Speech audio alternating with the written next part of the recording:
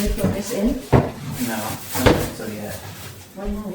Because I don't know what else, I wouldn't do anything with it right now. I don't know if he's gotta do something else. I think everything is I connected. don't know, right? because he hasn't put it in yet, so. Hmm.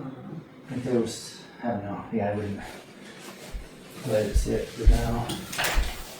And I'll just have this as well, I don't care. There's just so many stuffs in here. Well, I guess he's trying to do something with the sink.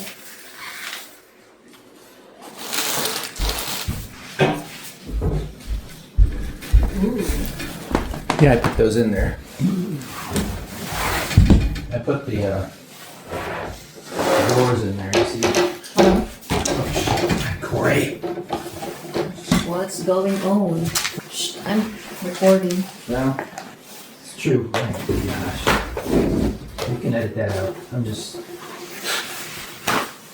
clumsy. Good job, dude. Great. It's just I normal. can do it again. Yeah, on this, it's not sealed yet. Do we want this thrown away? No, not yet. Can you throw these away somewhere? Yeah, you can Behind just you, put behind yeah. you.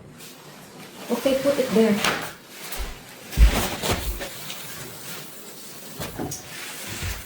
Keep that.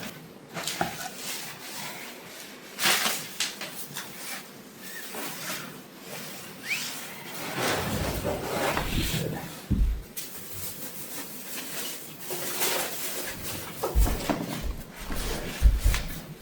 I don't know. I'll put it in First, Let's smoke keep alarm. Smoke alarm you can throw away. Huh? The smoke alarm thing you can throw away.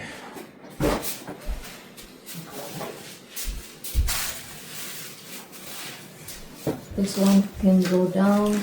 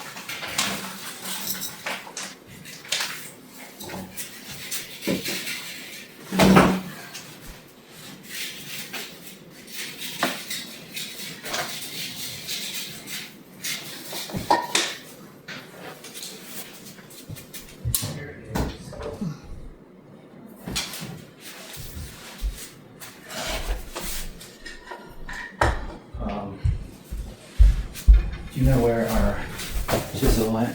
What? Chisel. Chisel? I don't know if I can use that one. The small one? I don't know. Probably here. What? Oh. Yeah. You probably have room for that. I don't know.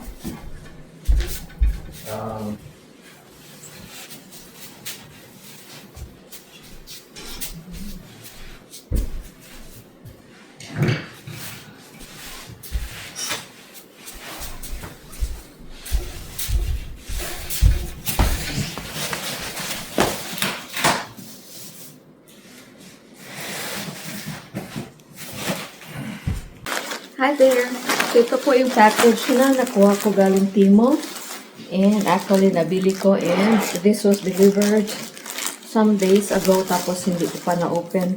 Nakalimutan ko kung ano yung nasa loob nito.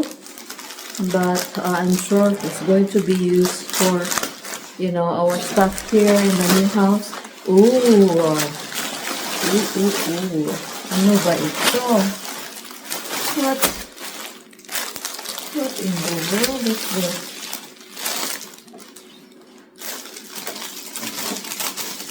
Siguro pang ano ito?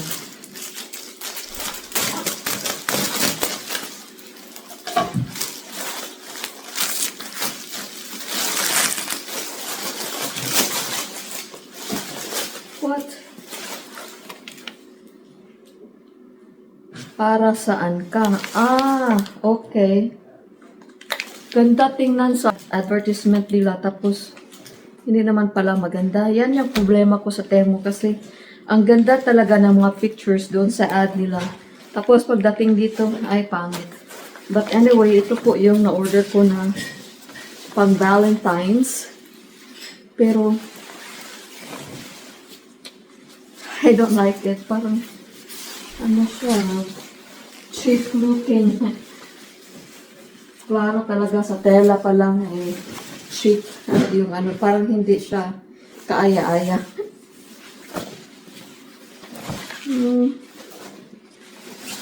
Ewan ko kung gagamitin ko ito. Probably, yeah, in the near future, magamit ko ito, but not for now.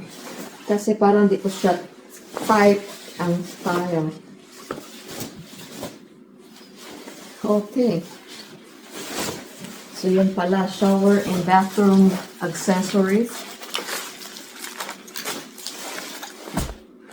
Yeah, probably sa ano, in the future, doon sa master bath namin. Oh! May ano pa, para sa toilet. Yung sa tapakan ng toilet. I'm not satisfied. Parang cheap yung ano na. Cheap yung materials niya. Tapos ito, in order ko ito for the couch. Problema lang kasi parang isang piraso lang yung na order ko.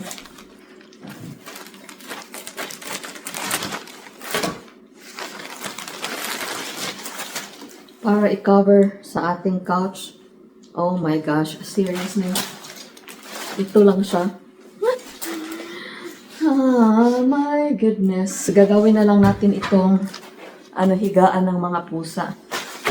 Kala ko malaki siya, mataas. Hindi pala. Ano ba yan? What can you expect from Temu? Nothing grandeur. Tatapon na lang natin ito. Ito plastic na naman. Tapos, we'll just keep this somewhere. Doon sa ating dresser, somewhere there. But in fairness guys, almost matapos ng aming kusina. Tapos itong ating dishwasher, insert lang natin dyan. Tapos may isa pang cabinet na kailangan nilagay dyan above the refrigerator. Tapos shelvings dyan. Pakita ko sa inyo.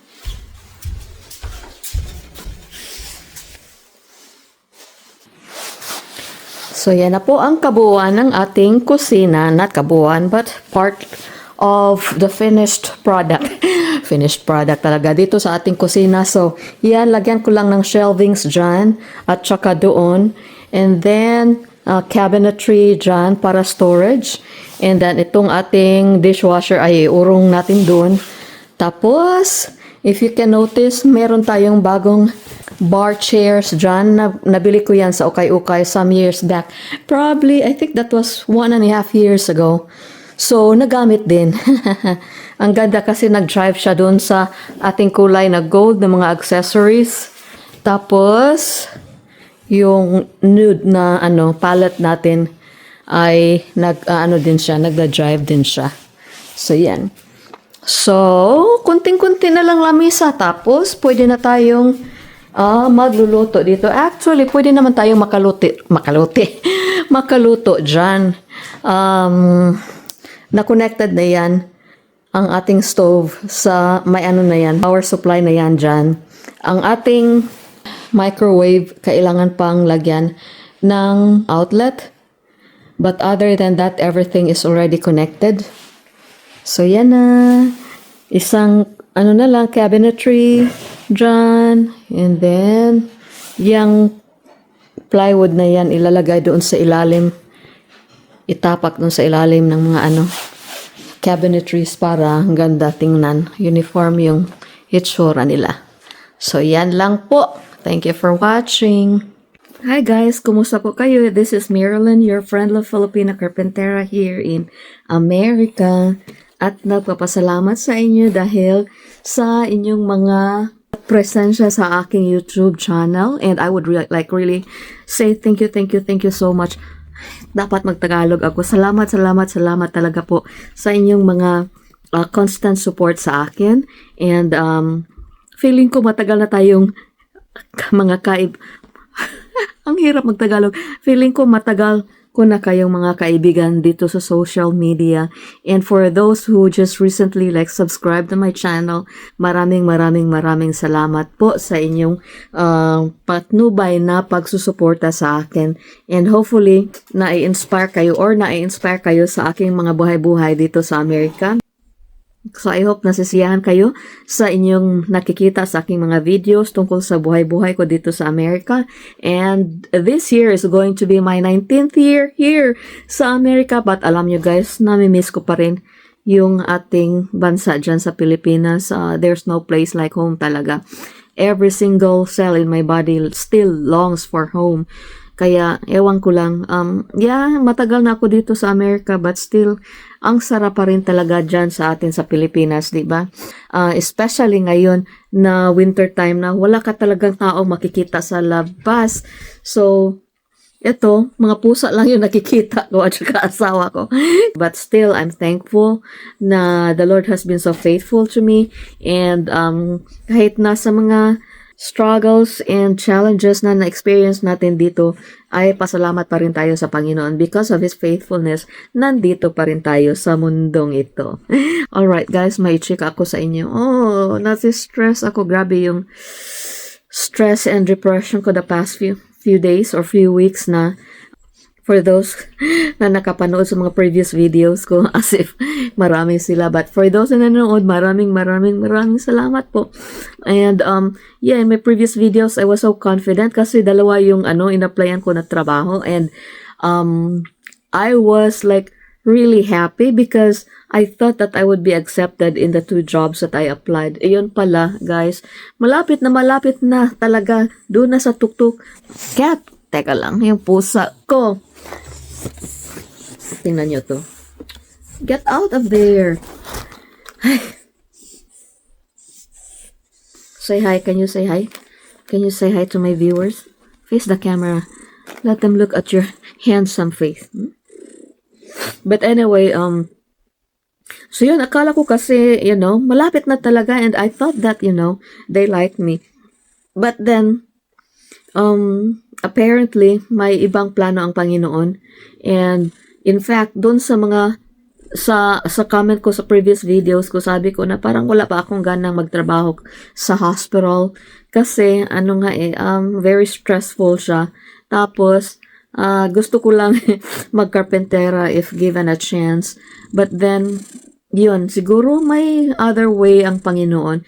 Kasi nakatanggap ako ng sulat galing sa kanila na they went for another candidate. Kasi ang dami talagang nag-apply para sa position na yun.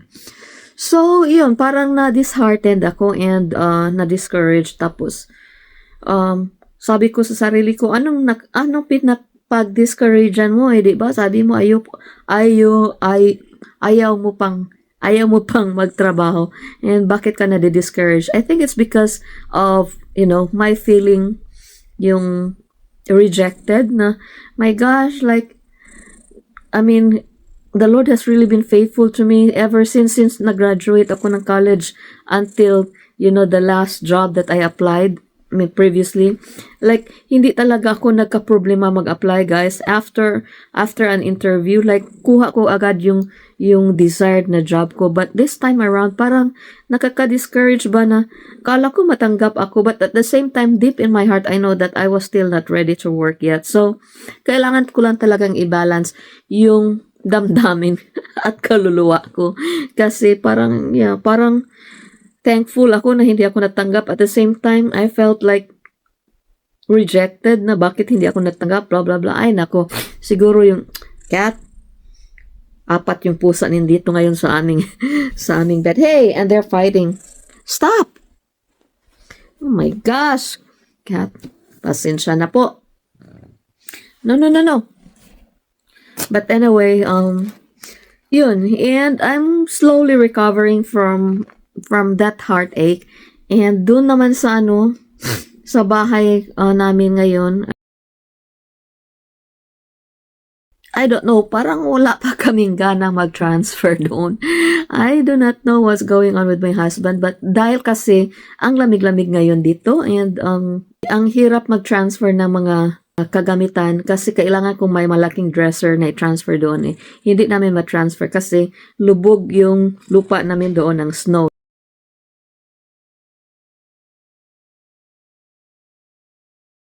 Hindi pa talaga safe na magdala ng mga mabibigat na problema, no, mabibigat na mga furnitures doon. So, hindi ko pa madala yung lagayan ng aming mga damit. But anyway, yan lang po yung, my husband is here. Thank you, Borg. He got me a coke. Can I have a kiss? Hello, Isn't he cute? I'm so blessed with my husband. Can you read to me your message 2 years ago for my birthday? Just so they would know. You don't have your phone with you? Kasi may message siya sa akin. Kasi malapit na yung birthday ko. Tapos ito yung sinulat niya sa Facebook ko. Did you show him yet? Yeah, this guy, I've already showed his ugly face to the people. Bango ng pusa ko. No, I would. This thing is... You come here and then you read it to them para naman masiyahan read yung it off puso ko camera. kasi discouraged talaga ako. But I'll read it off camera. How about that? Just over here. Okay, this is Puss. So, what is this now from her birthday? 2 years ago. 2024. This was a post. Louder, please. Another journey around the sun. You always tell me you look so old, and I always remind you that you don't even look close to your age. Right? Mm-hmm. I'm grateful for the kind hearts you have for others and the way you make people smile. I love you and am wishing you a very happy birthday. Yay.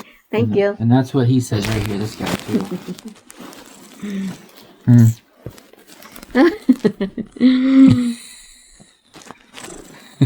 So, thank you, Bard. So, yun, kahit na sinabi ko sa kanya na ang dami ko talagang discouragement nowadays, and yet I fail to see, the things that are going well with my life right now. Sabi ko, bak ang dami-dami kong complaints eh. The Lord has still been very good to me. First and foremost is, binigyan tayo ng Panginoon ng 2 bahay. O diba? We should be thankful for that. Although miss ko pa rin talaga yung bahay namin dyan sa Pilipinas kasi ewan ko kung bakit. Ay nako, makontento ka na nga. And number 2, and very important, is binigyan tayo ng asawa na napaka-gentle, na napaka-loving, tapos hindi ako pinapagalitan pag bumibili ako ng mamahalin na mga stuff. By the way guys, hindi na ako bumili. Yun lang yung last na bag na bili ko. Yan. Very gentle and appreciative husband. So, alam nyo guys, hindi lahat ng mga nakapapangasawa ng mga Amerikano ay, blessed sa buhay na tinahak nila dito sa Amerika. Yung iba, binubuli. Marami akong mga kakilala na, tinatawag na, mga pangalan ba na, wala kang kwentang pagkatao. Mga ganun ba? It's like, oh my gosh, pag ako sasabihan mo ng ganyan, nakaw. But anyway, yun. Tapos, yung iba nga guys, pinapatay pa nung mga asawa nila.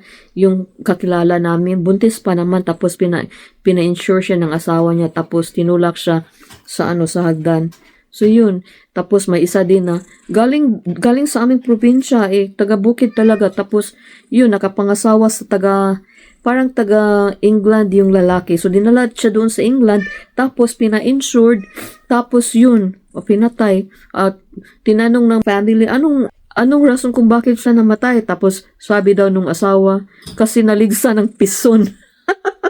Imagine, naligsa ng pison. Oh my goodness. Like, di ba ang pison is napakahina mag-travel yun. Pwede pa siyang tumakbo. Naligsan daw siya. And syempre, yung mga kamag-anak, yung mga parents ay galing sa bundok. So, wala silang magagawa. So, yung ganun ba? So, kayo mga singles dyan, nako, apply na lang kayo ng tourist visa, tapos bakasyon na lang kayo, but huwag niyong i-gamble yung mga buhay-buhay niyo para lang makapag-asawa ng Amerikano, because like I would say 60 to 70% ng mga kano guys, they are not the people that you think they are. Kala niyo maraming pera, kala niyo magbigay guys, mga Amerikano, especially mga Europeans, ganun sila kahigpit ng pera, hindi sila basta-basta lang nagbibigay ng pera. Kasi, dito sa America especially, pag, for example, ako, magbibigay ako ng pera doon sa aking in-laws, na iinsultuhan sila. Ganun ba? Ganun yung culture dito. Walang hingi ay ng pera, kasi pag hingi ka, kahit na anak sa magulang, pag ang anak ay hihingi ng pera sa magulang, pag nalalaman yan ng mga peers or friends ng anak na, ay, humihingi ka pala ng pera sa mga magulang, nako, disgrasya, nakakahiya yung mga gawain na ganyan. Ganyan yung struggle or culture dito sa Amerika na kahit wala ka na, huwag ka lang maghingi ng pera, ganun ba? So, hindi din sila basta-basta nagbibigay ng pera kahit na sino. Tapos, marami na akong mga friends guys na nag-fundraising ako kasi namatay or may anak na may cancer. So, nag-fundraising ako dito sa Amerika guys. Wala talagang Amerikanong nagbibigay. Mostly nagbibigay ay mga Filipinos din na friends na nandito. So, yun. Hindi sila pala bigay yung mga foreigners. Hindi talaga sila bunga-bungang nagbibigay.